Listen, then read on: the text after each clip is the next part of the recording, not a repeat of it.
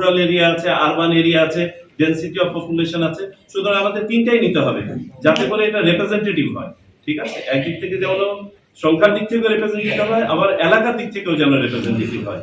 ঠিক আছে, আবার আমাদের বাংলাদেশে আরো বাস্তবতা আছে। দেখেন, আমরা বলি এখন আপনারা ঢাকা শহরে একজন মানুষকে জিজ্ঞেস করেন দেশের বাড়ি কোথায়, তো আমরা যাদেরকে বলছি ঢাকাবাসী, কিন্তু আসলে তাদের কিন্তু কিছু টান থাকে শহরে, তাদেরও দাবি হচ্ছে আমার কনস্টিটিউয়েন্সি যেন ফেরত পায়।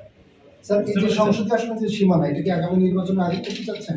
জি জি জি, অবশ্যই। তবে স্যার রোডম্যাপ আছে কিনা যে অমুক মাসের মধ্যে?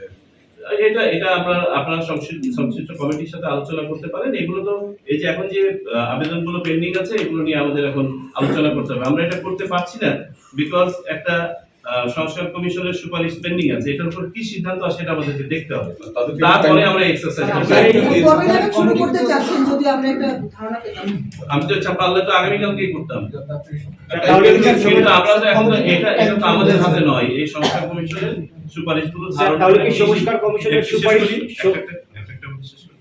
যে সংস্কার কমিশনের এই সুপারিশগুলোর উপর ভিত্তি করে কি সিদ্ধান্ত আসে আমাদেরকে সেই পর্যন্ত ওয়েট করতেই হচ্ছে। বাট আমরা আমাদের পক্ষ থেকে যেটা বলার চেষ্টা করছি, আমরা we need it quickly. Sir, তাহলে কি স্যার সংস্কার কমিশনের সুপারিশ বাস্তবায়নের যে প্রসেস, এটা কি আপনাদের ওভারঅল প্রিপারেশনের জন্য আজকে ডিলে করে দিচ্ছে আপনাদের? না, আমরা সেভাবে দেখছি না। আমরা তো একটা পরিস্থিতির মধ্যে আছি ভাই। আমরা স্বাভাবিকভাবে ভাবছি কেন? এটা তো একটা ন্যাশনাল ডিমান্ড সংস্কারটা, আমরা তো তার বাইরে নই। না না না, এটা একটু ডিপেন্ড যে কতগুলো অ্যাপ্লিকেশন পেলাম আমরা, এবং সেটার উপর ভিত্তি করে আমরা দেখবো যে কতগুলো করা লাগবে।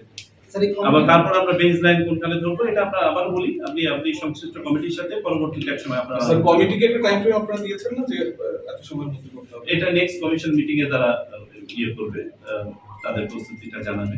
কিন্তু ওই যে বললাম যে আমরা তো এখনো পর্যন্ত এই অ্যাপ্লিকেশন গুলো ডিসপোজ অফ করতে পারছি না, যে আমাদের ওয়েট করতে হচ্ছে সিদ্ধান্ত। স্যার, আরেকটা বিষয় হচ্ছে সিসি মহোদয় আগে বলেছিলেন যে সংস্কার কমিশনের কিছু সুপারিশ নির্বাচন কমিশন সাধারণকে খর্ব করবে। আমার জানার আগ্রহ হচ্ছে যে আপনারা সংস্কার কমিশনকে এই ধরনের কোনো চিঠি দিবেন কিনা বা দিয়েছেন কিনা, যে কোন কোন বিষয়গুলো আপনাকে খর্ব করছে সে বিষয়ে আপনার কোনো? সংস্কার কমিশন কিন্তু চিঠি দেওয়ার কিছু নাই, তাদের সাথে তো আমাদের একটা সিটিং হয়েছিল পরবর্তী মানে এটা আমরা সংশ্লিষ্ট মন্ত্রণালয়ের মাধ্যমে বা অফিসের মাধ্যমে আমরা জানাবো আমাদের অবজারভেশন গুলো।